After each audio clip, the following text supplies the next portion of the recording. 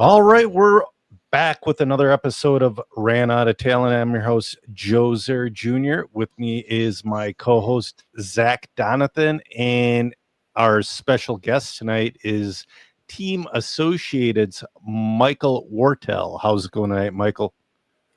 Couldn't be better. I'm working so hard with all these releases we have coming up in this vintage race we'll get into that literally my work time stopped about 5 minutes before we joined. I thought I was going to have to shut down my work life to honor this commitment, which I would have done. That's awesome. So, yeah. How did you, so we were talking a little bit through email, and I really haven't seen you pop up in the RC world until recently, but then you were saying like you work with like Jason Bollinger at RC Extreme magazine and whatnot. What is your history in RC? How did you get into it? It's always go for it. Yeah, so I'll kind of take you through the spectrum of me as a hobbyist and then me in the professional side of RC in a way that they kind of mirror each other, and I think they mirror an average hobbyist experience where you're into it and you drop out of it for whatever reason. You take a few years off, life comes up and you come back into it. And in fact, RC is one of those couple things in my life that no matter what happens, I always come back to, which means you have a passion for it, I suppose. So I guess as a hobbyist, I got into it when I was, 12, 13, just kind of drooled over those pages of RC Car Action magazine. And one of my friends, I had always been into like retail grade, Nico cars and Radio Shack ones. I always thought those were pretty dialed. But one of my buddies had older brothers and they were into hobby grade RCs. So that the second I had a Car Action magazine in my hands and I could really just get passionate about the parts and the ads, and then a friend to mentor me into it, I was all in. And from probably like 13 to 16, that's like primarily what I did with my life. And then things happen, school, girls, whatever. You take a few years off. And again, I think this is kind of the chronology of an average hobbyist. After I graduated college, and we didn't chat about this, I'm actually a Midwest guy. You're in Minnesota. Oh, really? Where are you from? So I'm from suburbs of Chicago originally. Okay. I'm an Iowa Hawkeye. Went to University of Iowa. Which part of Chicago? Hinsdale. Grove. Yeah, so that's a northern suburb. My dad's dental practice was actually not that far from there, from Buffalo Grove. But southwest suburb. Anyways, from the Midwest originally. I got sidetracked by my own self right there. Oh, okay. Yeah. Kind of got back into RC after I graduated college, and I came out of school with an English degree, and I wasn't really sure what I wanted to do. And I started getting back into RC a little bit, and kind of arbitrarily one day I wrote the executive editor of RC Car or Extreme RC Cars, Derek Bono, and kind of told him about what I do and my degree and my experience. And I just started doing contributor work for that magazine. And after about 6 months, Stephen Bess, I'm sure you guys know Stephen. He's a pretty, he's right there. He was right in the middle of everything for a while. He left his editor role to go to RC Car Magazine, and they moved me out to California to become editor of Extreme RC Cars. So that was my first real exposure to the professional side of RC. Being an editor of the magazine, you do a lot of things. You do event coverage. You manage contributing writers. You plan out the content and write articles. And that's how I met Jason Bollinger, who's part of Mod Media now. And I think he was the ripe age of 18 years old at the time. And that's where, he got his professional chops there, and he learned how to, get down and dirty. And I'm not a photographer, but photographers will tell you this: shooting an RC car is extremely difficult. Yes. And I think he learned his, essential skills there. It's part of why he's so great today, because you got down and dirty, literally, and and learned it. Sure. Yeah. Zach, did you ever take that break from the age of like 16 to whenever? No, because that's when my business started. Oh, I suppose that's good. I took a break from like 15 to 18 for BMX racing, and that was not. Man, we don't have anybody tuning in tonight, but that's all right. Most of our listeners come from the RSS feed. We just started going live not too long ago, maybe like 40 episodes ago. We started doing this, and it's like, sometimes it just, I don't know, it hasn't taken off. We were talking about before this getting a different streaming service besides StreamYard, so I can get different keys to put the podcast different places. So you're familiar with StreamYard, you only get 3 keys, and you don't get a stream at the best spots. I mean, YouTube and Facebook is nice, but it'd be nice to stream onto TikTok. It'd be nice to wherever. Yeah, it's not cheap. StreamYard's not cheap. So No. if there's other options to explore, I mean, it's a write-off for you, right? But still, you want to minimize expenses.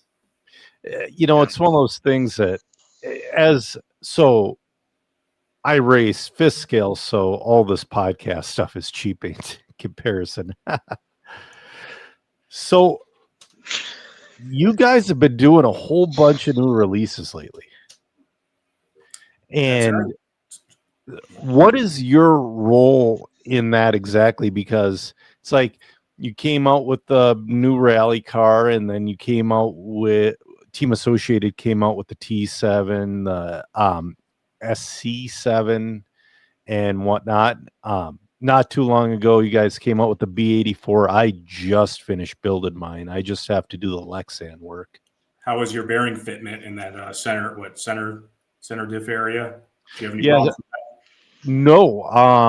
Okay, because we did a whole YouTube video to address that, because some folks could get it in, but it needed some persuasion. So glad yours got in. Maybe they made a little bit of a running adjustment to it.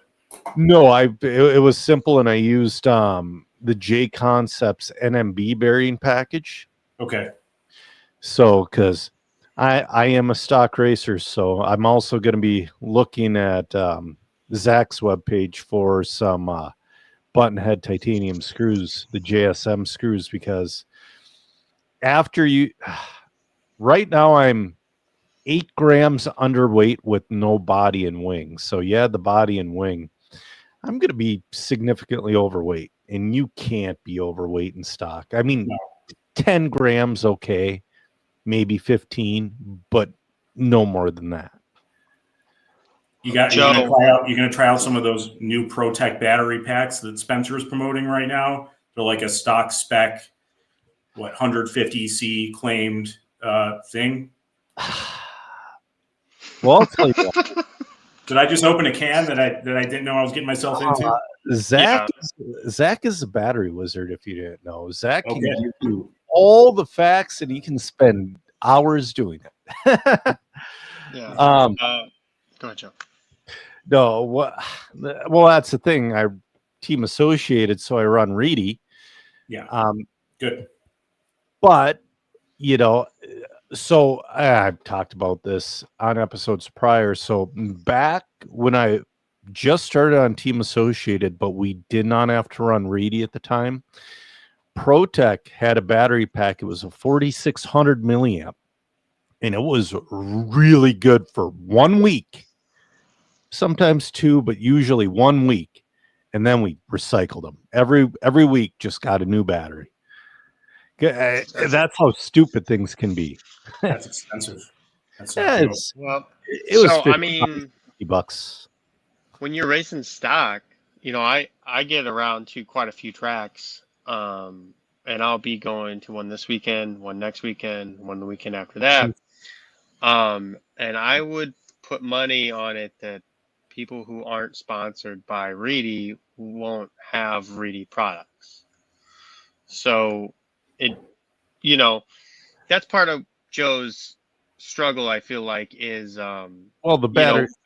We talked about it, but but the SP5 came out almost 2 years ago now, and it was hot. for like 6 months, and then everyone else released their motors, and then it was kind of on par. And now we're, a whole nother motor generation Yeah, ahead. but we'll get there. Yeah. Man, have you guys been? I hate to quick change subjects, but have you guys been watching any coverage of the Worlds? Only in the background. I've been swamped today. What's the scoop? Well, round one, Carup. Well, it was practice round one. Carup took the lead in that. And then it was Orlovsky 2, Eidenhorn 3. Let's see here. Round two is it doesn't look like round two's done yet. 2-wheel drive you're talking about? Yeah, it's 2-wheel drive, and then they switched to 4-wheel. Yeah. I don't know what they're gonna do. I think they were saying they were gonna run the track backwards for 4-wheel, so they'd have to rework all the jumps. Is that common? Does that happen sometimes? Well, they have to change. They have to change the track between 2 and 4-wheel. Yeah. Mm-hmm. So, but for this, go ahead. For hobby action, they just did a couple pipe changes, and they had a hidden feature that they unveiled when they did the pipe change, and it made a substantially different track. I don't know the exact number, but going backwards would be hard. Yep. But so I listened to the No Name RC podcast. They had the Australian team associated team manager on there.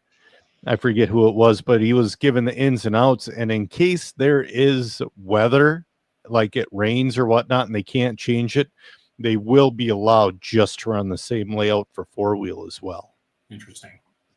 But yeah, Selvaggi. yes. I don't know if I'm saying his name right. But like Zach says, I mean, sometimes you can just change a couple of our local track that I run fifth scale at down in southern Minnesota. They're actually having their final outdoor race when we're going to be in Vegas. But he changed like 2 tubes on that track, and it totally changed the entire attitude of the entire track. Like it's a way different animal. So. Well, so I think I'll play host here for a second. I'll get us back on track. No, all good. So at Associated, my role is called sales specialist. So ostensibly, I handle all of the sales accounts. So okay, I handle all the distributor and dealer accounts, communicate with them, take their orders, onboard new ones. Communicate new release information to them, which I think we're going to end up talking about at some point here. That's an interesting subject. But beyond that, and anyone that's really kind of talked to someone at Team Associated knows most people at Associated wear lots of hats. And it's honestly, most people at lots of RC companies, that's the case. So I also am in the marketing department and work on launching new products. And for the vintage race, apparently I became in charge of promoting it and doing the live casts and, doing promotions to gain entries, but then also promoting to get outside sponsors to do it. So interesting. So you did sales, but then marketing too. I haven't been paying too much attention to the sponsor side of the vintage race. Have you been able to obtain much outside sponsorship, and what's the difficulty in that, like trying to explain it and whatnot? So to answer your first part of the question, I've exceeded expectations. That's awesome. It's a brand new race, so you don't know what to expect from any kind of angle. But to your question, the challenging part is manufacturers don't typically put on races to begin with, and then part 1B to that is they don't typically promote out. They don't typically solicit outside companies to help support that event. So it was a very unusual concept for a lot of people I approached, because they wonder, am I going to be competing against the Associated name? Or I'll give a specific example where Hobby Wing is a very large supporter of this race. One of the initial apprehensions was, hey, you guys have Reedy. Like, how are you going to prioritize us versus your own in-house brand? So it was a catch-22, I think, for a lot of the outside sponsors, because they were curious of how we were going to prioritize them and if we were going to be able to promote them to the fullest. And so far, the early returns have been positive. I feel like the sponsors feel like they're getting a lot out of it. I mean, we've done multiple live streams, and I always try to carve out time to talk about the big sponsors and the new ones, and they're there on our wallpaper. And it's one thing to sell someone something; it's another thing to like fulfill everything so you can go get it again next year, or you don't burn bridges. And so far, so good, I think. So yeah, to summarize, I'm really pleased with the sponsor turnout. Seemingly everyone's finding value in it, and we haven't even gone to the event yet. Most races they don't do much to promote it. You should, and I'm not putting anyone down, but we're front. We're putting in the work up front too, and when they show up, it's going to be a whole other push, I think. I do think. Go ahead, Zach. Go ahead, Joe. Go ahead. So how do you go from editing a magazine to working for Team Associate? Okay, cool. So yeah, this is a train of thought. I think I got. This was one of the initial questions, was the trajectory of what I do. So yeah, after Extreme went defunct, I contributed to Car Action for a number of years, and then in the interim, I got into real estate. So trust me, this will conclude it. The answer of your question. I just need to connect all. I need to connect the dots here. Was a property manager for a while, and managed a lot of apartments, and got into transactional real estate along the way. And my wife and I relocated. So we bought. If you're familiar with Southern California, we lived in Orange County, not too far from Associated HQ. We bought an investment property up near Joshua Tree National Park, kind of pre-pandemic, and our idea was, we're gonna renovate this to be an Airbnb or whatever. Anyways, fast forward, my wife had an opportunity at her job to become fully remote, and we just upped one day and moved out to our rental property. And if you've ever known anyone that's built a business selling real estate, it's very regional. So I was just kind of at a crossroads of, do I try to build my new clientele out in our new area, or do I try something different? And I landed on try something different.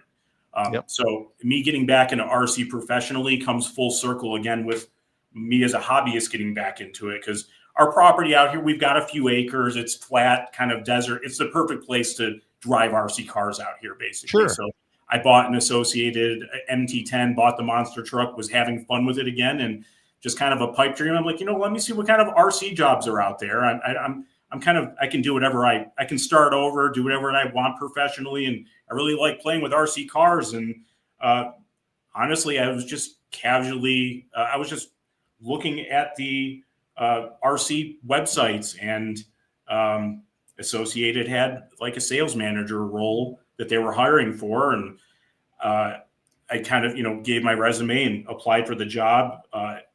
Our people in RC don't tend to go too far from it. So I knew a couple of people. I knew Richard Saxton, Dave Palacios, who is one of our, he edits our videos, and he's one of our art guys at AE. Well, I worked with him back at the magazine in the magazine days. So I kind of applied for the job, had a couple people that remembered me, and here I am. So to answer your question, Zach, I found a job opening on the website and applied for it, and I was the right guy for it. And now here I am. I'll have been at Associated a year tomorrow, actually. Yep.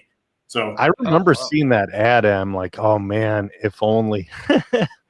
Because, well, the thing is, so my wife works remote, but I don't, and my kids, we're stuck here until the kids graduate. So I got 5 more years. So. Yeah. So that was, I mean, that was it. Like I said, it was opportunity. Yeah. My wife and I, we don't have kids. We already had this other property that we could, move to. And I enjoy spending time around here with the dogs and renovating the house. And yeah, more than anything, because being a real estate agent, obviously I wasn't tied to anywhere. I mean, career wise, like it's a big jump moving to another area, but I was able to just kind of up and move, and just, I still do some real estate in Orange County. It's about hour and a half, 2 hours from here, but houses there are expensive. So it's worth it. Oh, yeah. It's worth it for the drive.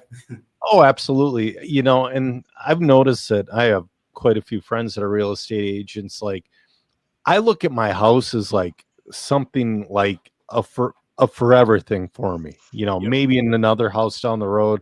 But like, I have real estate agent buddies that are just, they'll live at a place 3 to 5 years in there, and they're like, try somewhere else, try somewhere else, just constantly jumping around. I wish I had the ability to, like, the mental ability to do that. Yeah, I mean, mine was more circumstantial too. Like, Yeah. our property out here, we bought pre-pandemic. This place is cheap for us. My wife, Joshua Tree does look cool though. what's that? Yeah, it's legit. Like I said, we had, our place in Orange County, you have a really small lot, and dense living is fine, but having a few acres out here and a bigger house, and the ability to go and like flying isn't that bad for me. It's only like 45 minutes to Palm Springs Airport, and it's only a couple hours to drive to Orange County. But I think where I was going with that is, it takes a few things to fall in place to be able to make a move. My wife has she's pretty high up in the corporate ladder. She has a good job. It was basically, and again, no kids and me not being tied down. It takes a lot of stars to align to be able to make a move like that and make a career move. So not everyone can do it, because not everyone's in the same circumstance. Sure. So back to the racing side of it, back when you did race, what level would you say you got up to before you're racing serious for a while and you were with RC Extreme? Would you consider yourself, were you a national level racer, or were you more of like a regional guy like me? Just regional. The irony of working for Extreme. So when I was younger, I raced 10 scale indoor in the Midwest, and sure, that's what the track was. The irony of moving out to California and working at Extreme full time, I didn't do a whole lot of recreational RC. I was in the office pounding away at it 24/7, and I was a guy in my 20s. Like, when I was doing more focus on social stuff when I wasn't in work. So ironically, I went to RC full time and didn't do a whole lot outside of the context of the magazine. So it did some, A scale nitro was the big class at the time. Yep. So yeah, went to Revelation and just club racing stuff. So I'm not a great RC driver. To me, I think what I get out of the hobby is just being able to think about it and put cars together and drive around and doing it. I think everyone gets something different out of the hobby, but I'm starting to get back into racing. And the vintage race coming up, it'll be my first time, racing 2-wheel drive off-road in a long time. Because prior to this, about a year ago, I was driving my wheeler on a carpet track at Hobby Town before it closed down in Palm Desert. What tracks do you race at in the Midwest? So there was Leisure Hours in before that closed down. And then prior to that, and this is a long time ago, was Radioactive RC Raceway in Bolingbrook, Illinois. I don't think I've been to Radioactive, but I've been to Leisure Hours, and we went to the track. Like, my dad and I know Skull Racing, Mike from Mike. Yep. Yeah, we know him from either Oswego or Quincy, Illinois. So I've been racing since 1988, since I was 6 years old. So it's like we've seen this hobby grow, and we've been all over. And let's speaking of seeing things grow and whatnot, let's talk about the track that's going to be built for this vintage race, because I think from what I've been hearing from everybody, I'm going to share the layout here. Well, the layout of the event here. But from what I've been hearing, it's going to be like old school scenario, and loose dirt. Isn't Richard Saxton, isn't he building the track, or one of the builders? He's directing it. Direct. So yeah, Anthony Westergaard from Factory Tracks is actually building it. Richard's kind of, coordinating the track build. Richard's put so much time into this race, and Richard, if you know him, he's the kind of guy that to never take credit for anything. Yeah. He's put more time into this thing than anyone. And Richard's put on IFMAR Worlds in Las Vegas, and he helped establish Silver State. So he's, he has the credentials. You'd never know it by talking to him because he doesn't talk about himself. But anyways, I just want to give him his flowers a little bit because he's been awesome. But now the track itself. So in vintage racing, the surface of the track has been a point of contention a little bit. Because a lot of the larger vintage races have been on a typical, indoor off-road track that we race our, B7s on. Yep. Glued track and glued surface, and that's fine, and that's great. But we had an opportunity to build the track here that all vintage racers have been asking for, mainly by virtue of there was no track that existed. So the Orleans, it's an arena. This is where they play hockey and basketball and hold concerts. So we got an opportunity to literally build a track from scratch. And the dirt is the same dirt. It's like Silver State dirt, like Joey's race. Okay. It's the same dirt that people run motocross on. So it's on-site dirt, and the Vegas dirt is a little sandy and a little slippery. So it's literally an old school surface. Yeah. Kind of hard to see on the diagram, but it's 100 feet by 85 feet. And the design of the track is reflecting the 1985 IFMAR Worlds in Del Mar. So it's going to be that's going to be so exact cool layout. It'll be the proportions of that track were a little more rectangular, so it's going to be distorted a little bit to fit the square, but that's going to be the layout, and that's going to be the surface. And that was really one of the main selling points for this race is, hey, come race on a very vintage racing surface, and people are pretty stoked about it. Oh, I'm stoked just to do the media on it. I didn't know I was going to be able to work with Mod because they have such a tight budget. Yeah. And I was just exhausted. I was at the gym, just got done with jiu-jitsu. I was lifting, struggling through my last set. And then I get a call from Matt. I'm like, oh, what? He's like, hey man, you want to do the Vegas race? I'm like, dude, absolutely. It's like, I would have liked to call because like I said earlier, 2 days prior, the race had filled up completely. I'm like, oh, but it's going to be an honor just doing the media. Who is race directing? Scotty Ernst. Scotty's doing. Yeah, it's got to be Scotty. Yeah, well, yeah. When we have a close relationship with Jimmy Babcock too, but Scotty was he was the man for this one. Yeah, Jimmy did a great job at the Hoosier RC Hobbyplex for their vintage race. So that's why I wasn't sure exactly who. Yeah, you were talking about like other vintage races on glued track. I'll tell you what, the one that they did at Hoosier was a blast. I was able to race at that one, except I popped a ball cup in every single run. You and everybody else. I know. Why can't I think of the kid's name now?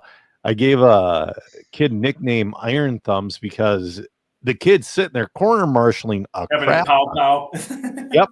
He's like a 11-year-old kid, and I remember I was struggling with the car when I was out there marshaling. I couldn't get the ball cup on. I toss it to this kid and just gets it. It's like, holy crap. So, yeah, he was but that's an awesome event. But this one's I think this one's definitely going to rival it. It's going to be exciting. I'm very happy, like I said, to be a part of it. I saw... I don't know if you're friends with Chris Hackinson on Facebook, but I think he's running 9 classes, baby. 9 classes he's running. He's a maniac. What? That's in the most beautiful way. So, Whoa. so Zach, he's doing the Bob Stormer challenge. Does that run every He's running class? more than Bob. Yeah. Oh, yeah. He's going to run more than Bob. That's the thing. I think Bob's 2 or 3. That's a reasonable amount of classes. Well, there's 500 and some entries. Last I look, how many heats are there? 30 some? More. Gosh, I did the math. You know what? I'll be able to do quick math. Well, Yeah, that's astounding. I would not have fun at that event. If I do more than 2 classes at an event, a bigger event you could probably do 3 well, like that. so my rule of thumb is, 40 entries, I race 1 class, 70, 75-ish, I'll race 2 classes, 100, I might race 3. I couldn't see racing any more than 3, but Chris is and he ran a crap ton of classes at the Hoosier RC Hobbyplex as well for the vintage event, and I believe he finished fairly well. I can't remember exactly. Chris is good. So I did quick math, and you were really close, Joe. It looks like 45 heats. Oh, wow. Yeah, 12 car heats and 500 plus entries, and it's full. And I'm telling you what, like in part of work, we've all been to RC races where, most of them you're there till midnight, like annoyingly long. Well, part of the blessing and curse of being at an expensive corporate place is we have a schedule to follow. So it's 7:30 in, I think 7 or when the doors close every day, and that's it. So it's an action-packed 12 hours. Yeah, no, I'm It super. was actually, I'm sorry. That was nice when they did that at. So I'm in Louisville, so my home track is Hoosier RC, and I attended the other vintage race, and that was really nice afterwards because they had a whole bunch of events with, like, the heroes of the race, and it was really cool to hang out with them and all that. And the races ended pretty early. Are you guys going to do events with them as well? So a couple anecdotes. So the short answer to that is yes. On that Saturday, there's a banquet, and it's I think from 7 to 9, and all the legends. Everyone's going to be there. There's going to be like a question panel where people can get up and ask questions. But yeah, there's dinner served, and everyone who's entered a race gets a voucher to attend that. So that one. So first, so I was at the vintage clash at Hoosier. Oh, okay. We may have bumped into each other. I was only there for about a day and a half. So okay. Curtis and Jay were there the whole time. Yep. I came down. Part of it was recon. We knew we were doing this thing, and I knew I was going to be involved in it, and I wanted to see what a big vintage race looked like. So I wasn't there the whole time, but I was there part of the time. Now, some of the feedback, and I am absolutely not saying anyone did anything wrong. That was great before, during, and after. Talk to some of the guys after about 2-3 days of racing all day and then having a social obligation at the end of the day. It was a lot. It was a lot to attend, and not everyone is a super extroverted person. So I think some people didn't have a chance to be able to recharge their batteries. I think the way they wanted before the next day of racing. So, short answer to your question, we're doing one thing, and actually, I think people are going to appreciate that.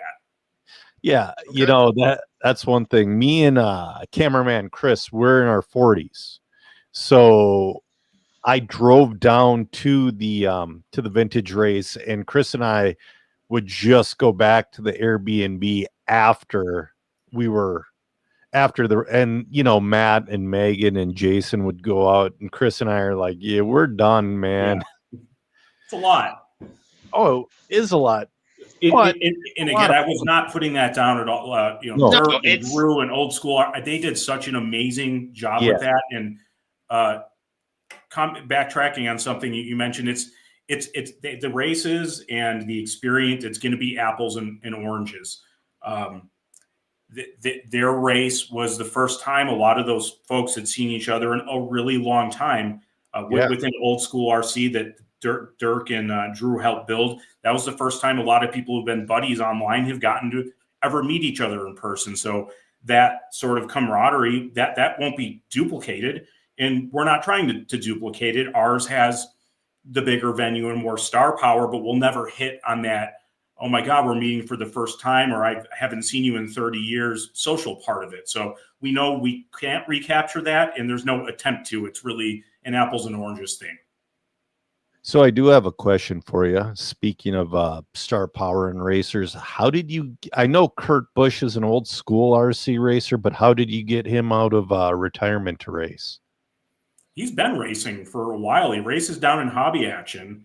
I think he races in Hobby. Yeah, he's not. It's not a gimmick. Like, he is an RC racer, and he has more time now that he's retired from NASCAR to do it. But no, he's a racer. Richard Saxton and Jason Ashton from Mad Moose Media, who's a Las Vegas native, and he's been really valuable behind the scenes in getting this whole thing together. Jason and I talk all the time. Jason is close with him. Richard knows him. So he was kind of on board from nearly the beginning. Yeah, that's awesome. I mean, I knew Kurt.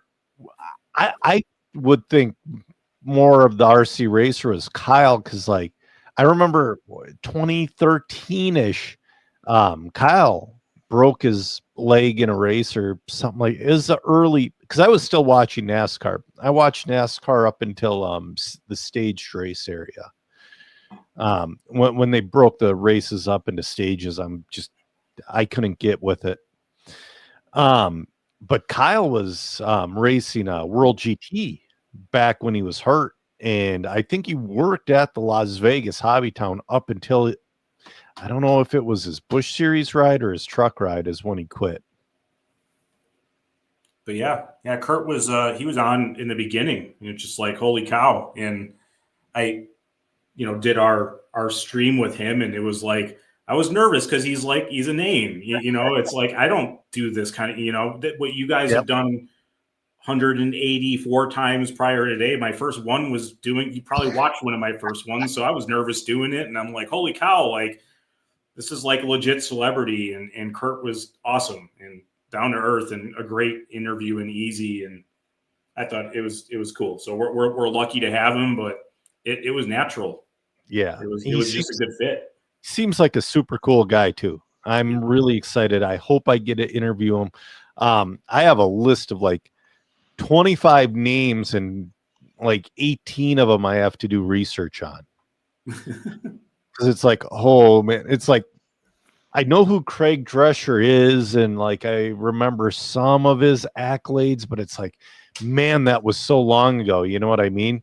Yeah. And like, he's the English godfather of RC, baby. They look up to him big time. I know Craig pretty well because he's our European sales rep. Okay. So, yeah, he's among other things. I feel like he contributes a lot to the race team there. He's a mentor for a lot of the Marcus Carup. Like, he's like his surrogate dad. Neil Cragg, like, it was Craig's very important in the racing part, but he works for us in official capacity and does the European distributor relationships. Sure, but that's one of those things. It's like, in the past 37 years of me racing, how many names come and go. It's like, it's funny because I don't watch World of Outlaws, okay? And I had Disco, I had Disco Dean in the booth during the Hoosier race.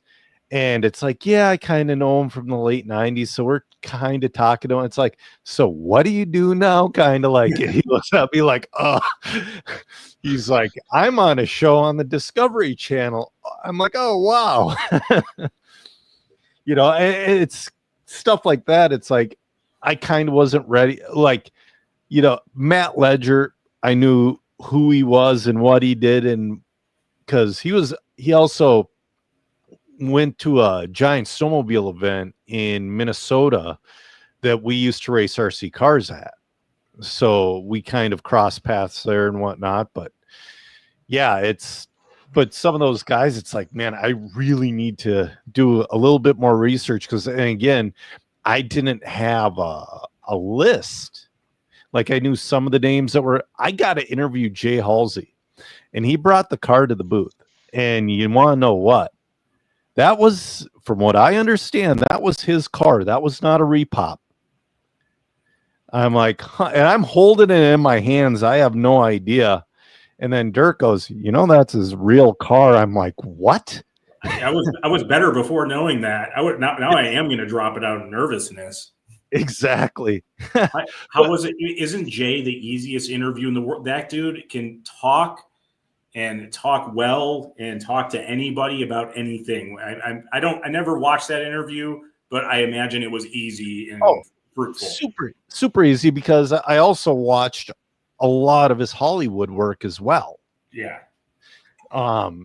And a lot of those guys like did so much behind the scene junk. Like this is silly. And Michael, I think I'm a little older than you, and I vaguely remember this episode. And this is not why my dad and I got into racing, but it's a reason. Like Alex Sturgeon from the Hobbyplex, he'll tell you one of the reasons he got into racing was the Punky Brewster episode that was basically a Tamiya commercial. I remember that. It's one of those things that, and there were a bunch of the top guys back then doing the driving, and they've always, the early RC community has always had some kind of a behind the scenes thing. So moving forward here, because I do have a few more questions that actually weren't. I mean, the vintage race is awesome, and I'm so pumped about it. But I did have a couple of questions, because one of the things that not irked me, but it made me go, huh. So when Team Associated last week, when they released the T7 and the SC7, I'm scrolling through Facebook as I do all day. I know exactly when you guys release. You guys release your teasers and all that, which you always do.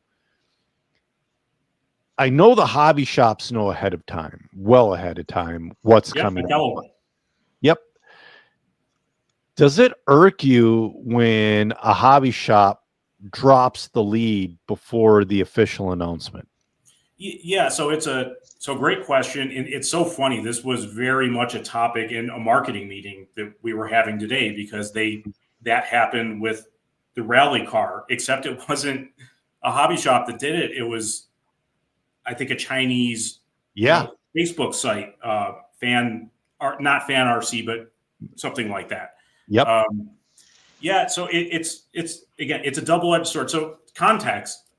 I'm in sales. I manage the sales department. Exposure is great. Yep. People talking about a product is great.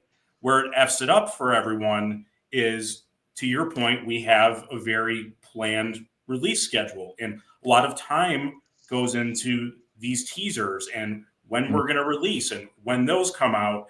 And then if it gets out there, we are sometimes forced into, okay, we'll just put it out there. Everybody knows. And it essentially wastes a lot of hard thinking and hard time in photography work and taglines and work that we put in. So yeah, it's not great. And usually it is. Now it happens by mistake sometimes, and that's understandable, because you'll just randomly see a listing for something that hasn't come out just appear for sale, and I'll have to call and be like, oh, please take this down. And it's an honest mistake. They didn't know. Yeah. But before the release, I have something that's called a pre-release announcement. It's an abstract of the press release that we send out to dealers and distributors, so they can build out their systems and they can do their forecasting. So right when they release, they can order a ton of RC cars. That's the idea. But yeah, they just sometimes people misinterpret it, and sometimes it just gets out. So to answer your question, it's not necessarily always bad for business if people perceive it well, but it does mess with our process, and it's not cool. You guys work hard on it. We do. There's a lot that goes into it, and if it kind of messes up our process and we get rushed into a release, it kind of feels like deflating. Well, it's like, okay, well, we may as well just throw it all out the door. And it's if a dealer does it, or a shop or someone does it, and if it's an honest mistake, it's one thing. But we have cut off business relationships over it. Yeah. And there's been sufficient warning is a bad term. It sounds derogatory, but if it's intentional and malicious, and we know that's the case, you're not buying products from us. Well, that's the thing. So we announced, I want to say is when the B6.3 came out, 2019, 2020, 21, around there. I can't remember exactly. But we actually talked about it on here first. There had been no teasers. There was no buildup.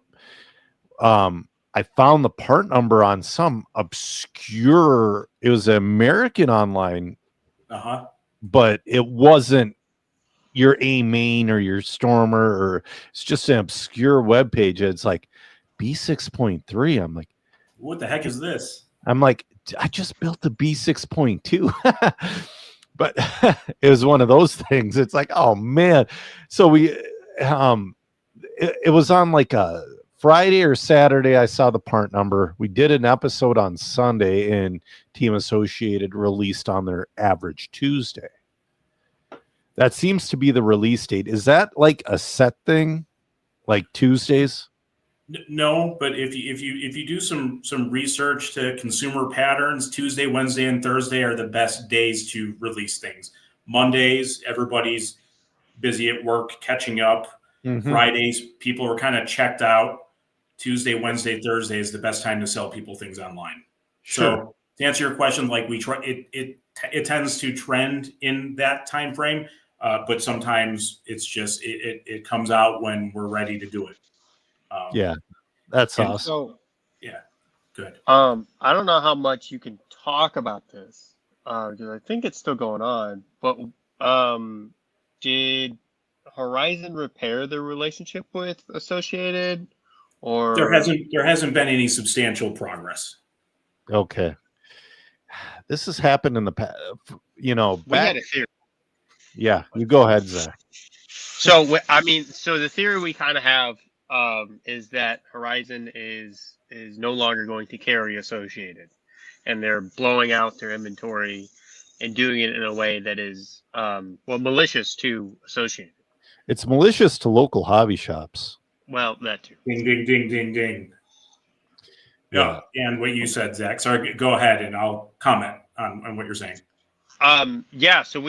So that's kind of our theory, is that they're they're really screwing over the local hobby shop, and then they're obviously disrespecting Associated heavily by doing this, and then advertising, and then of course you guys had the press release letter, and so it was just kind of it wasn't on our list that we talked about, but I was curious to hear your perspective on it, and if you could provide any details. I know it's a touchy subject, so I'm not trying to get you in trouble. It's still pending, and what I can comment on, I think is public and out there. We did put out our public statement, which some people supported and some people didn't. We knew it was going to be polarizing, and that's fine. That's the point. At the end of the day, yeah, of course, every hobbyist wants to buy their Masami kit for $299 on Tower Hobbies. Like, yeah, if I was just a guy buying an RC car, I would be like, well, this is great. I love this. But Jody, to your point, what that does and how that hamstrings everybody else in the industry that follows MAP, minimum advertised price policy, it hamstrings everybody. So us putting out that public statement was in response to their very public statement of blowing out all of our lines unauthorized. And when you make a statement like that publicly, there aren't even any dots to connect. I mean, who knows what the long-term intentions are, or if it was a negotiating tactic, or what it was. The second they made it public by blowing everything out so cheap, then we were almost forced to have to respond, because it was confusing to people to see that. And it's going to take a while for everyone to recover. Demand demand is finite at any given time. And once demand is satiated, it needs to replenish. So if they sold X amount of products at a very low price, there aren't going to be consumers buying those AE products from everybody else until that demand replenishes. So it was hurtful to everybody. And I'm sure to them too. The human part of it is, what's going on at a company where they feel like they have to do that or need to do that. Like, I'm sure they're probably in some sort of uncomfortable position to be to do a move like that. So, you try not to judge too harshly, but on the other hand, this was a 40-year relationship on and off that Associated had with Horizon. We made the TQ10. We made an RC10 for them to sell, the first graphite car. It goes back and it goes deep. But yeah, it's unfortunate. And, I had close relationships with people, reps there and management there. And it's unfortunate to see, hopefully something can be recuperated, but it's, who knows what direction they're heading or where they're intending to head. I did not buy anything off of Horizon off of straight principle, but man, because I'm a 50% driver for Team Associated, and as you know, that does not apply to the re-releases. Yeah. And I'm like, man, it's like, I want one, I'm not going to do it, and that's the thing. It's like, I've been buying like my vintage stuff from my local hobby shop. Yeah. Because it's actually, I've been going to my local hobby shop for the vintage stuff that we started going to when we started racing. It's still around, Hub Hobby in a little town called Little Canada. Yeah, we sold to them. They buy from us direct. Have a great relationship with them. Yeah, I've been since 1988. We've been going to Hub Hobby, and you kind of stop after a while because most hobby shops, unless they have a track, they stop carrying racing stuff because it just doesn't make financial sense. There's always new stuff coming out. Like, you could take a Bandit A-arm from 1999 and put it on a new Bandit now, and it will work the same. Yep. And that's the one thing. It's like, if you don't have a track, but it gave me a great reason to go back there and, go buy a vintage car. That's where I got parts there. I got my team car from Stormer, but they do have a Masami kit that I've been looking at every time I go in there and all that other stuff. And I forget the guy's name, but the owner is always there on a Saturday when I'm in there. We BS a little bit, talk about the track that used to be there and all that. And I've actually done a parking lot race there last summer, because this summer the race landed on a 5th scale event. But we've been speaking of vintage, my son and I have been parking lot racing because it's just great. It's just a great way to learn on a difficult surface, and I was driving I used my team car for parking lot racing, and I smoked modern cars. We gotta get you in a DS, Joe. That's what that baby was made for. I have my DS. Yeah, that's one of my favorite builds. I love it. Not a new one. I have a the OG one. I have a Nitro DS that I got.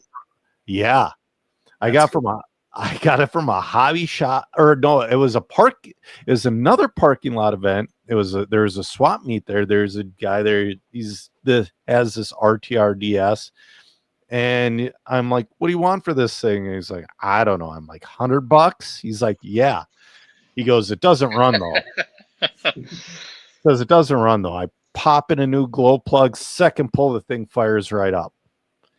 So yeah, I got a running DS for $100. And that's one of those things. It's like, I kind of want to give the motor to Sean Van Dalen to go through. Sean is at par of Adam Drake. Absolutely. So, somebody at your door. you hear my What kind of dogs you got? Sadie's a Staffordshire Terrier. She's a big Staffy. Yep. they're not typically too big, but she's a big girl. She's about 70 pounds, and we have a husky mix. He wears a diaper because he wandered onto our prop. Okay, little anecdote about living in the desert. It's rural here. People have full-on livestock, chickens and goats and all that kind of stuff. There's a lot of working dogs. So everybody has 3-4 dogs on their property. Anyways, they get out for whatever reason. So dogs just kind of pass through here sometimes. And I'm an animal lover, so we always try to greet our dog guests and give it food or water. And yeah, this husky came like looking pretty ragged, and we opened up the fence and he came right in, and he's just like asked if he can live here. And Fry, awesome. The Siberian husky, lives here, and he wears a diaper because he's not potty trained, but yeah, he's our boy. That's awesome. Yeah, we have a pug. I had a lab, but we just had to put her down recently. She is an old dog, but you know, we have a pug, and he's just a jester of the house. So we got a brand new neighbors behind us. Speaking of huskies, and they have huskies, but the pug can only see a little bit through the fence, and he thinks he's so this little 18-pound dog. Oh, he's full of piss and vinegar.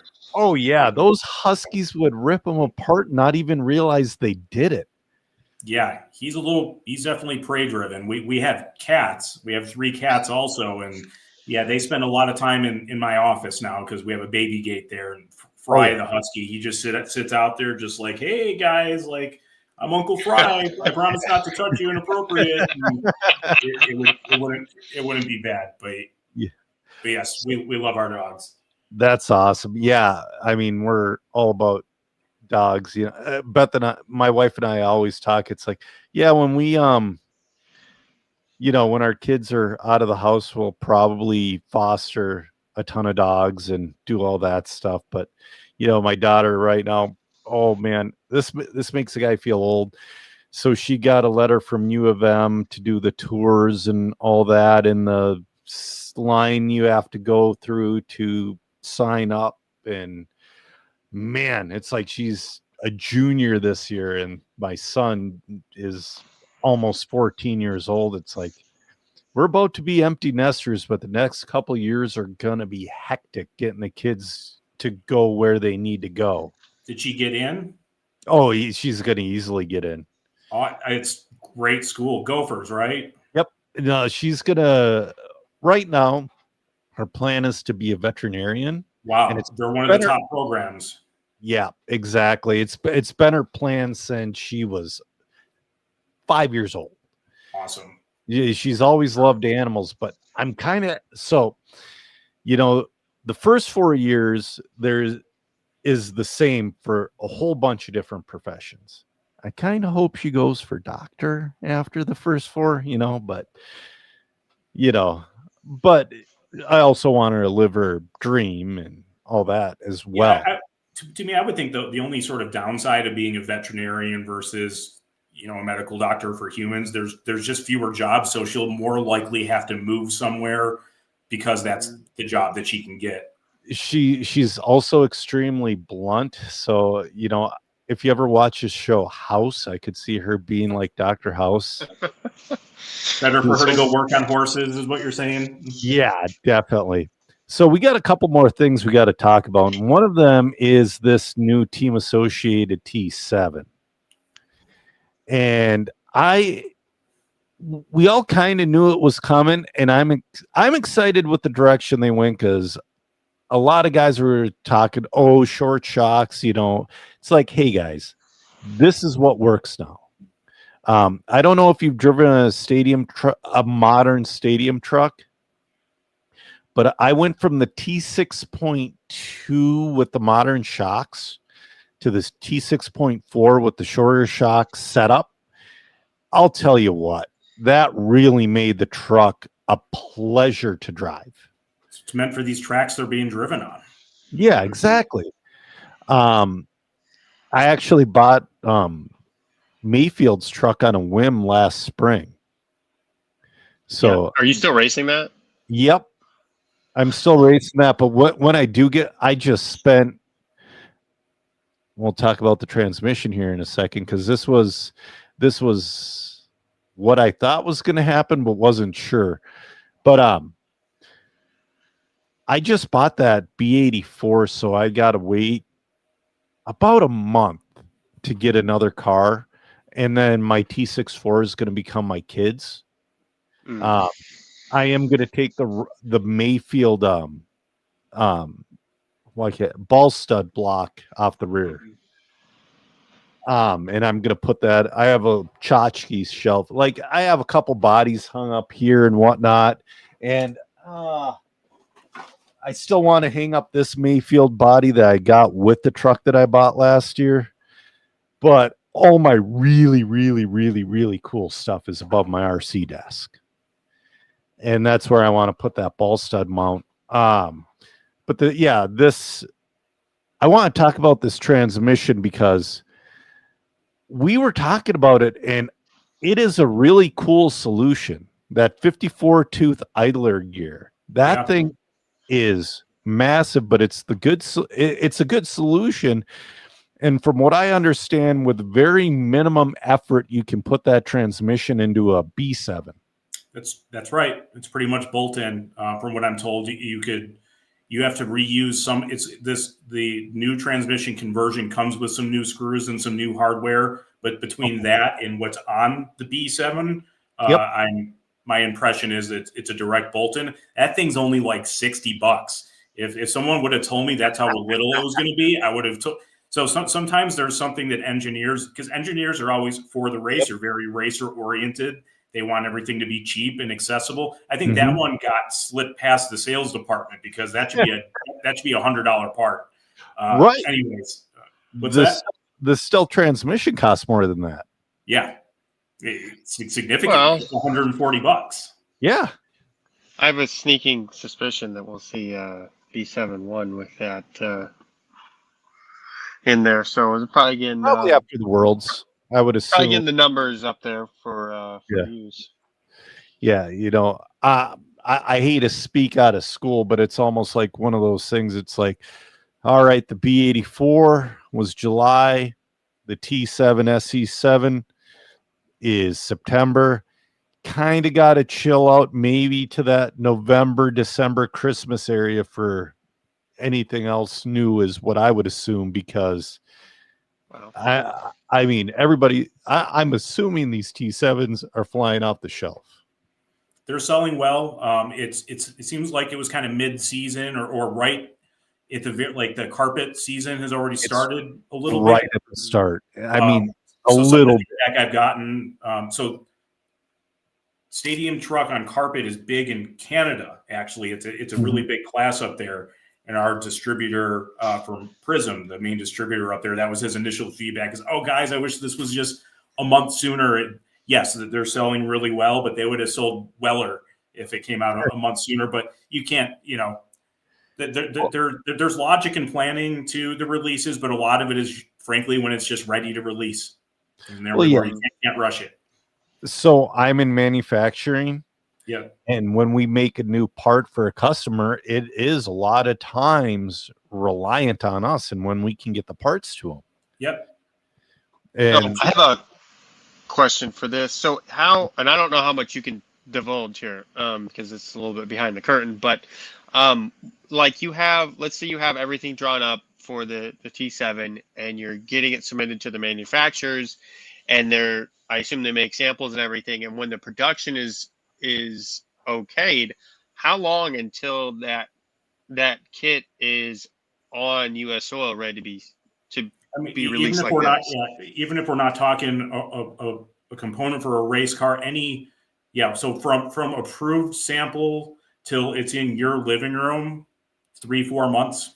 Yep, that sounds about right. I mean, it's a month on the ship. Yep. And that part's at the port. It's once the ship arrives in the port of Long Beach, it's a couple weeks before you're even able to ship that out to anyone with customs and everything. But yeah, so it's a process. And keep in mind, we're able to shorten it more than normal because Thunder Tiger, our company we're merged with, they manufacture our stuff. So we have pull at the factory to be able to accelerate it, and it takes time.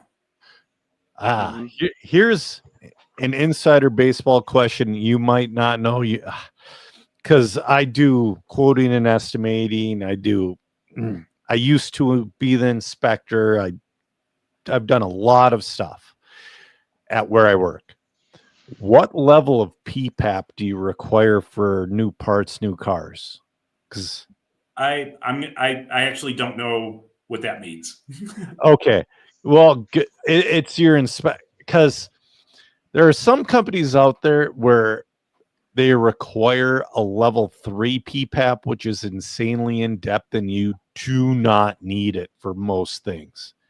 It's like we make these like little aluminum plates for a company, and they're for the back. It's just a backing plate.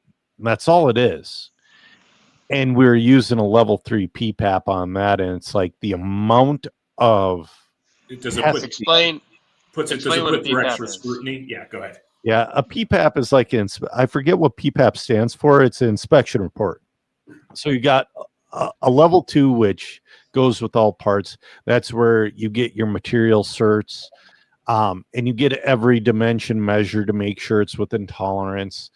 And if there's plating or any of that, you get your zinc cert or your anodized cert, your heat treat cert, whatever. That's usually your average first article. Now you get into the level 3, that depends on the company. There could be strength and destruction tests. Your material source, your process tree. There's like another dozen things that it's like I don't even. It's almost not above my head, but it's like I look at a level 3 PPAP and I just get tired. It's annoying.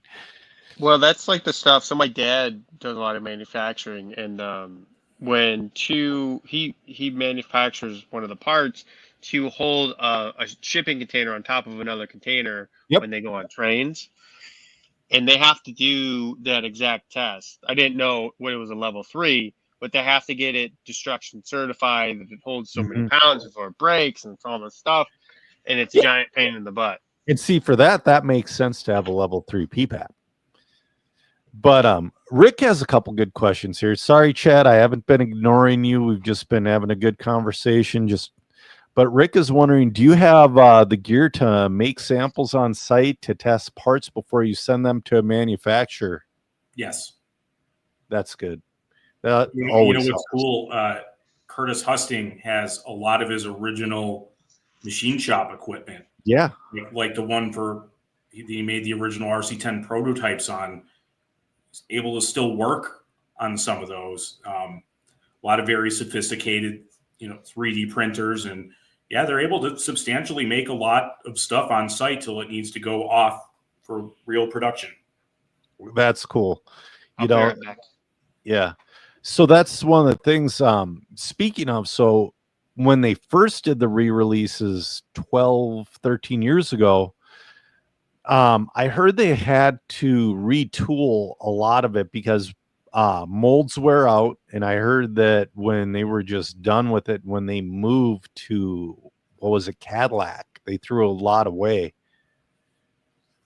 And I heard they had to retool a lot of it. That's my understanding too. And it's kind of like, baseball cards in the 1950s. Who was thinking of keeping all of that? And I mean, molds are big for an A-arm, 2 foot by 2 foot. Like, that's a lot. That's a lot to keep around. I mean, I don't think by any means all of it needed to be retooled, but I'm sure they had to fill in some blanks.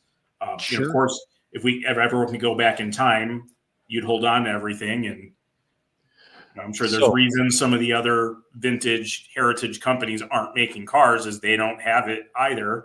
And it's like building it from brand new all over again. I guarantee that's why Losi hasn't done the JRX2.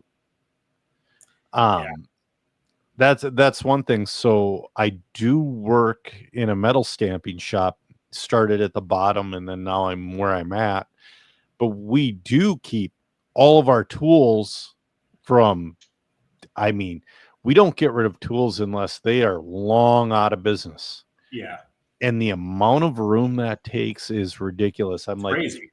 can we please throw away this 40-year-old tool? And they're like, nope. And you know what though? Every once in a while, like I've been in my spot now for just a little over 2 years. 3 or 4 times I've had to find those 40-year-old tools, dust them off. And I want to say one of the tools I busted out was at least 50 years old. But Well, it's that same reason our toolboxes are all filled with assorted lengths of wire and random fasteners, because you never know. I know. It's scaled up. Oh, exactly.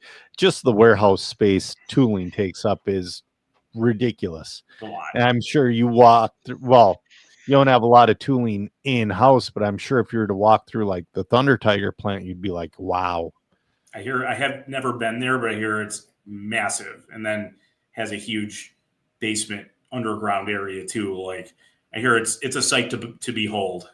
And that's one of those things I would love to go visit a manufacturer like that, because it's like, and you kind of wonder what they still have, because like I said, those molds wear out, and let's say they're at end of run.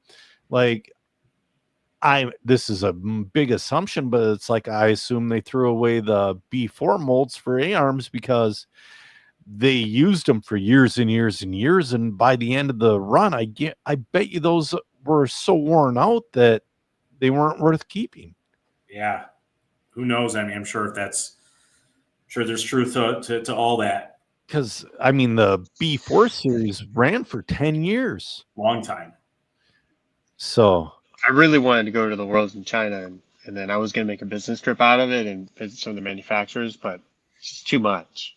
Yeah, man. Because the touring car world is next year in China. Yeah, but hey, you're coming to the Christmas Classic at Dollar, so. So, a couple more questions. So, you guys have recently got back into the on-road game, and you recently got in the 28 scale world. What pushed you to get back into the on-road game? Because like where you left off with the TC 7.2, it's like on-road was kind of stale. It was tough to keep up. You had to have a new car every year and new releases for that car every 3 to 6 months and all that stuff. But then you guys surprised us all with the TC8, and I actually one of my buddies had one going at the track last week, and it looks really good. Yeah, to answer your question, we want to make race cars for all the categories. And we have the ability and resources to do it with our having such a close relationship with manufacturers. Mm-hmm. We want to make race cars for everything. That's awesome. Getting back, it's a big investment, like you said, between the TC 7.2 and now it had been a number of years, and the team disbanded, of course, because there was no platform. It was a substantial investment getting back into it, but it was worth doing because we've had success there in the past, and we're a company with racing heritage, and why not reinvest some of that money from these vintage re-releases back into the racing program? Invest in yourself. In the 28 scale, same deal. So I'm not big into that community, but I've gotten a crash course on it. Like that's a really popular and competitive class now. It's a big deal worldwide, and we wanted to make a race car. We had been working on that model for a little bit, and it rose in popularity, and it was just time. And I'll tell you guys, those things flew off the shelves. Oh, yeah. We had no idea what to expect. You've hit a new segment when I started hearing from dealers that I have never heard from before, random shops, and I'm not demeaning them. The point is, when you tap into a completely new market or segment, it's just like ding, ding, ding, ding. Oh, yeah. I bet it was like that when you guys came up with Element as well. Yep.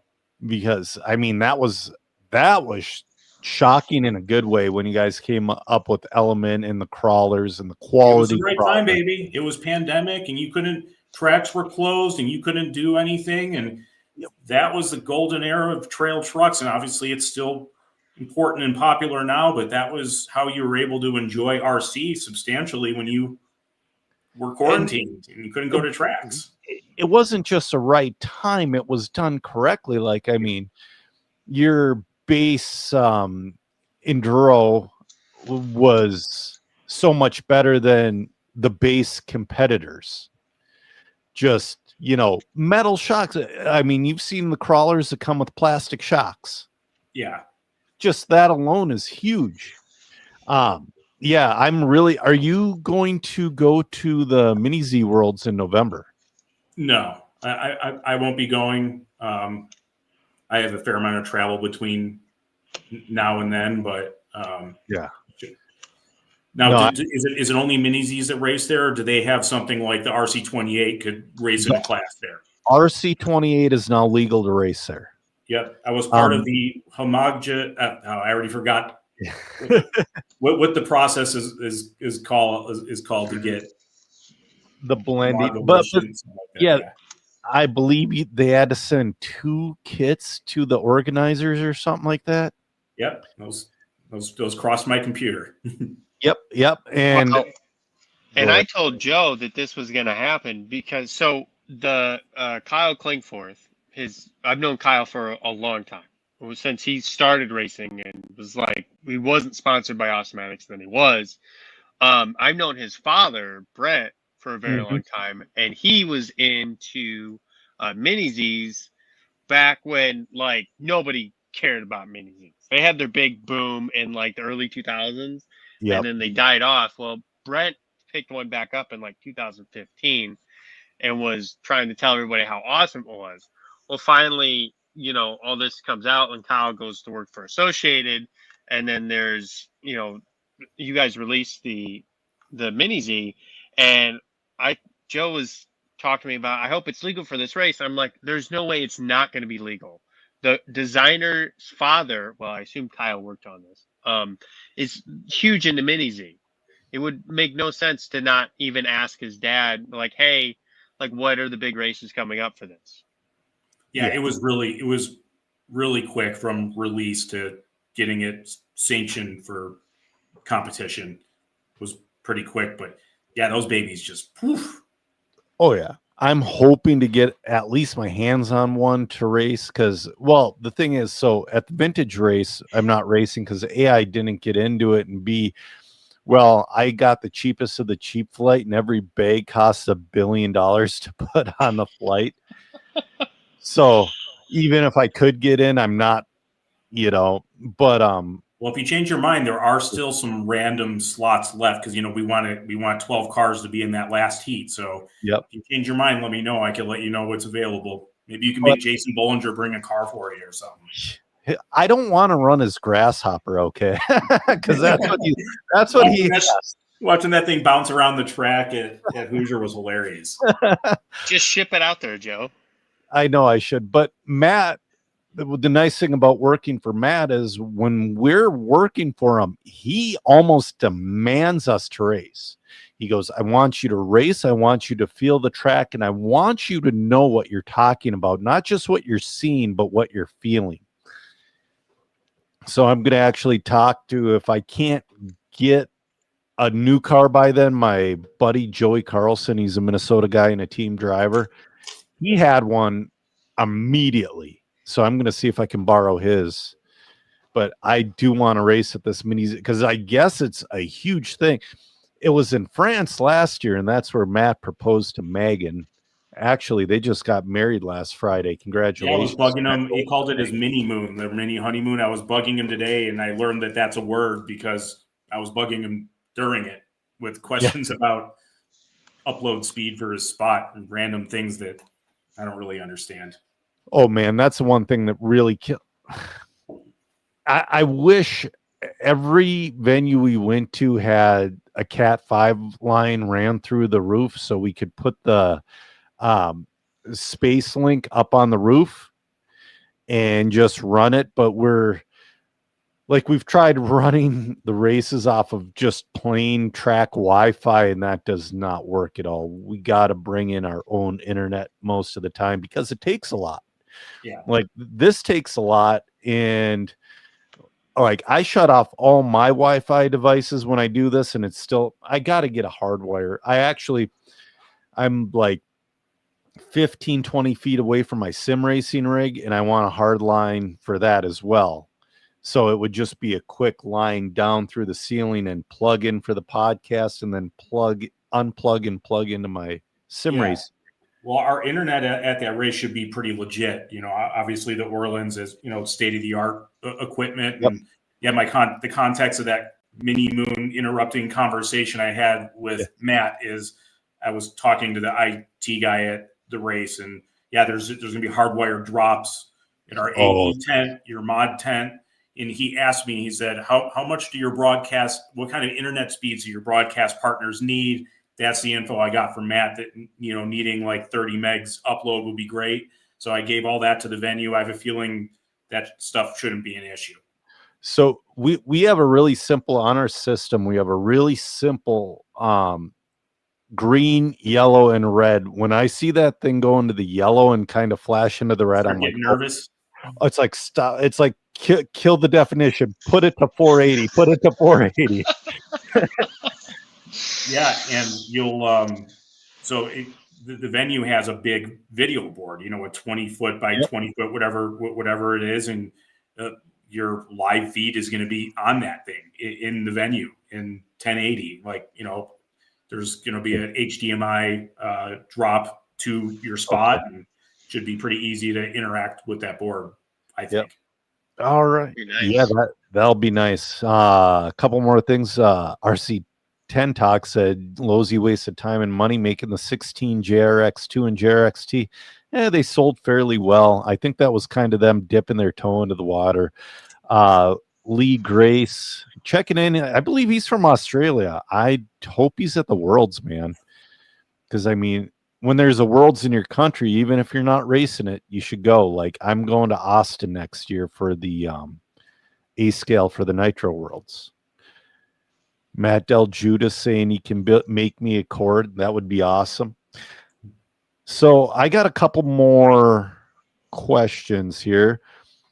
So what's your favorite genre of RC over the years and whatever? What's just your favorite? I'll be honest. This vintage racing and these vintage cars coming back in vogue has done more to stimulate my RC interest than really anything has in a long time. Just being able to get our hands back on these cars, and the unicorns that were never made, like RC10 4-wheel drive, and getting to have the Team Moo kit, and getting to have the more correct, Masami. This vintage boom. It's perfect. It's perfect for me and Associated that I'm so into it, because I'm substantially responsible for selling it. That makes it a lot easier when you believe it and enjoy it and feel passionate about it, for sure. What's your favorite things to do outside of RC? God, so I think I probably touched on it a fair amount, but hanging out with my dogs, and where we live in Joshua Tree, we could walk outside of our back door and you're remote, you're in hiking trails and going through the mountains. So I like taking my pups hiking. Our house before we bought it was a complete renovation. So we do projects, and there's constantly construction going on around our house. So I don't know, just like hanging out with the wife and the dogs, and we geek out, and we have a PS5 in both rooms, and we play PlayStation together, and really just kind of hanging out with my animals and my wife and doing stuff around home. That's my fun. I feel like I wouldn't have let the 15-year-old self down, because I have a beautiful, successful wife, and I play with RC cars, and I have a lot of animals. So I feel like I've done myself justice. Absolutely. I'm basically the same. Zach is the same, but he's got how old's your daughter? Is your daughter 2 now, Zach? She just turned 2, yeah. So he still has a young one. He still has a long way to go before he can really start getting the fun stuff again. And she actually helped me. So I'm rebuilding my car, and we were working on it earlier, and she was turning some wrenches. So we'll see. Awesome. I'll tell you what, when she's old enough to join kids jiu-jitsu, that is the perfect time, Zach, to start really lifting weights. And that's what I did during kids jiu-jitsu, was lift weights, because my good buddy is a coach for, and he goes, just don't watch. You'll get mad. Go do something else. Be there, but just don't watch, because your kid's going to act like a total idiot. And they're not going to pay attention. So that's when at one point I actually kind of got jacked when both of my kids were in kids class for jiu-jitsu. Then I got old. Now I always have to ask this. I beg of it from manufacturers, but it's such a small genre. Is there any chance of a fifth scale short course? All I can say is I haven't seen it on the production schedule, and so Okay. that's honest truth. But that's a finite time. We make a lot of stuff, so even a long production schedule is only a short period of time for us. Well, that's the thing. It's huge in Europe, and it seems like it's gaining traction again in the United States, but it's been neglected very heavily from the manufacturers. And we have supplemental guys like Turtle Racing, Mod, DD. Almost my entire truck is aftermarket at this point, because you can't get a Lowe's part. But when you open up the market like that, the aftermarket part, it's not just a necessity, they make it better. Like a good example, so the stock rear arms, Mod machines them out of Delrin, and they're a little bit more of a solid piece, because the standard molded arms for the truck, it's a 40-pound truck, and there's so much weight and torque and all that stuff. The arms, they would break, but that's no big deal. But they would torque and twist, and they would make your truck handle terribly. So, and again, Turtle Racing and Mod got together, and they made some nice machine Delrin arms, and they're super solid. But it wasn't made out of just because they did need to be made better, but we needed something, because I don't know if you've ever gone home from breaking a very simple part that you should have, but you don't, but it is frustrating. Actually, that happened to me in my most recent reintroduction to RC. So when I got back into it after I bought my Basher truck, and I'm like, okay, I want to get a wheeler. So I bought a B74.2. Mm-hmm. I went right to the track, to the carpet track, first battery.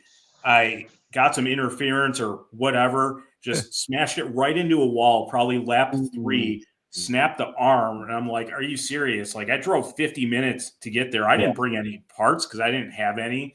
And there was nothing on the shelf. And but there's a saving grace. The manager of the shop, like, he saw what happened and knew I was going to be heading back with my tail between my legs. He actually opened a brand new kit, pulled the arms out for me, and sold me, the arms out of the parts bag. So that's just, there's good shops need to exist, and definitely shops with tracks.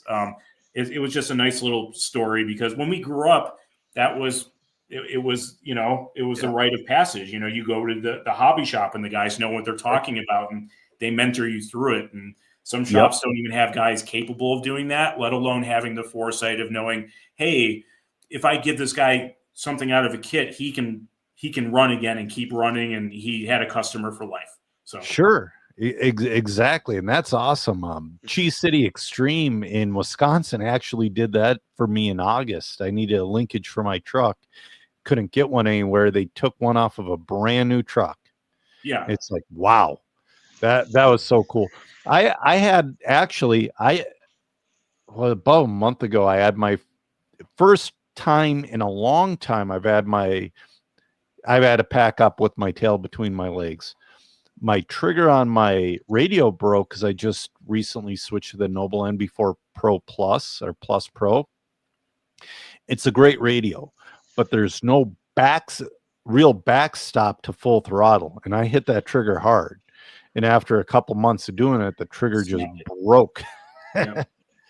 and so now I know, and I have an extra trigger assembly. Is that why so I just got So I just got that radio too. Yep. Like, super recently. Is that why they include an extra trigger in there? Because there's an No, extra trigger. Nope, and two that's springs not in an there. extra trigger. You Oh, got That's the a different spring. size. You got springs.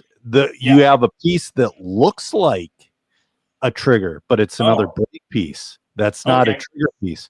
The trigger piece, to actually do that, you have to get into the potentiometers and whatnot, and you're just better off buying the $40 assembly. Yeah, I was going to say, sounds like I'll be buying a new radio. That's a big word. No, and that No, sounds awesome. it's really easy to switch. Cool. It's plug and play. Yeah, it's really plug and play. Just do it lightly, and I'm like a If you can do it, you can do it. Yeah, I'm like a gorilla with a sledgehammer, and I was able to do it. Cool. Rick had a good point about the fifth scale. He says it seems like it crosses a price line that it's still hard for a lot of people to cross. It is too, but I have a buddy that's racing fifth scale and just got into it. He went from racing A-mods on the dirt oval track, real cars, to racing fifth scale, and he's it's like, cheap then. "Oh yeah." Like I brought some parts over to him, and I'm like, "What do I owe you?" I'm like, $110. He's like, "Oh, that's nothing." Just it's like, dang, I want to get to that point. Is it more? Of course, you could go crazy, but what would it cost if someone wanted to get into fifth scale and wanted to get like a competitive vehicle? What, $2,000, $3,000, $4,000? What are we looking at? The thing that sucks is there's no rollers. So you got to buy the full ready to run kit from Lowe's for $1,600. And then you throw the servos in the garbage immediately. NSDRC actually came out with, they're criminally underpowered. They're 400 ounces of torque. It's like, excuse me, NSDRC just came out with a servo for the 2S system that pushes 2,000 ounces of torque at a 0.1 transit speed. Jeez. I have the 4S NSDRC servos that push 2,650 ounces of torque at 0.07. So that's good. Wow. They cook. So you need servos, you need a pipe, you need a clutch, and you need tires. So like you're 3,000? 2,500. So like you're getting into a race quality A scale. Yeah. Well, the thing is, everybody's like, oh, you need a mod motor, you need this, and you don't need a mod motor. I've been on one track because I've had a mod motor. My mod motor's worn out. I'm going to send it in to get rebuilt. Stock motor is a $300 motor. A mod motor costs $850. You don't need it. You go from 3.3 horsepower to 10 horsepower. And what happens when you go to 10 horsepower is things rattle apart and you break stuff prematurely. It's got to be a lot heavier too, right? No, it's actually a smaller engine. You go from a regular piston port engine to a reed engine. Okay. So, but it's a lot. I'm going to make a list of what you actually need and what you don't need, and it's going to kind of tick some guys off in the industry. It might actually maybe tick Matt off a little bit. I don't think it will though, but it's like, this is what you really need, this is what you don't need, because I went to a big fifth scale event in Wisconsin, and I had a stock motor, but I had the pipe and the clutch, and it kept up just fine with modified speed-wise. So Lowe's was that just your example, or are they the only ones that make a roller? Well, so they're the European ones, but they are not good on American tracks. So they're good for AstroTurf. They're good for little teeny tiny like bumps, not even real jumps. Like if you watch the stuff from Europe, there aren't like, there's like at a track I go to, there's a triple that's, I would say 30 feet long, and you get 8 feet of air with it. Jeez, a lot for a 40-pound truck. It makes me nervous. I literally look ahead to make sure there's no marshals anywhere near there, and I tell my lawsuit waiting to happen. Jeez, I'm scared thinking about that. That's a lot of weight. I tell my son the exact same thing. It's like, dude, hit the jumps, but if they're big, look ahead, and if you're not sure, just lay out. Yeah. You know, I said, you do not want that on your head. But, you know, that's one of those things you don't get that in Europe. And it's funny, the marshals at a fifth scale track in Europe, they have like a hut. Like they're like protected by a little building. So it's like when you watch people do those speed run, like those 200-mile-an-hour. yes. And they're like behind a fence and stuff, bunker. Oh, exactly. And that's what it is too. A bunker. Well, it makes sense. You'll kill someone with one of those. Well, they have actual laws in Europe. Well, I don't know if it's laws, but it's federation rules. But anyways, sorry. I went off because I just have been hoping for another company. I've been hoping for Associated. Yeah. Well, I'll tell you this. I have absolutely no actual knowledge of anything like that happening. I figured not. Look, but we make a 28 scale. We made a 6x6. We're back into on-road.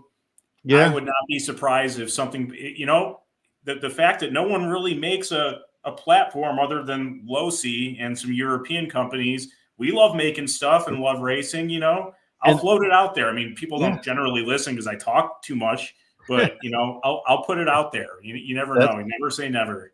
Yeah, and we would have, especially Matt Olson would appreciate it too, because I got into it racing on AstroTurf. That's how I started racing on this beautiful AstroTurf track, and then Matt Olson got me going more and more and more into it, and now it's like my season's over, and I just can't wait till next spring. It's one of those. Fun. It is. It's like driving. You notice with a lot of RC cars, you're driving a real racing line, but it's like, it's like make the apex as tight as possible, clean lines, all that. With the fifth scale, it's more like what you see on television with full scale short course racing. The way you drive your lines, what you do, how you hit the jumps. You can't just blast the jumps. No, you get realistic air and real physics out of it. Yes, and that is, my wife got me one for my 40th birthday, and ever since then, I've just been so hooked. Well, that sounds fun. I've been doing it for years. I can barely afford it, but I don't care. Yeah, that's most people with most RCs right there. I know. Well, it's been a long one. I really appreciate you coming on. I can't wait to I'm sure I met you at the last vintage race, but I can't wait to meet you in October. So yeah, do you got anything else, Zach? No. All right. Well, Michael, thank you so much for coming on. I'm looking forward to see what you guys do at Team Associated in the future. You surprised me. You guys have been surprising me in many different ways. It's been an awesome emotional roller coaster the past couple of years with the releases and whatnot you've been coming out with. Yeah, I'm super pumped, and thanks for coming on. Yeah, no, thank you, Zach and Joe. It's been a pleasure. If you ever need to scrape the bottom of the barrel for guests, you're welcome to have me back on here, and I can talk about whatever. And yeah, Joe, look forward to seeing you again at the race. If you not that you can't do the due diligence, but if you need help for prepping for any of your guests, or you want any background or any insight, I know a lot of these guys coming. Be happy to give you some notes or help you out or whatever it is, man. Awesome. Thank you. I appreciate it. Well, I'm Joe Zer Jr., and with me was Zach Donathan and Michael Wartell, and we have ran out of talent. Have a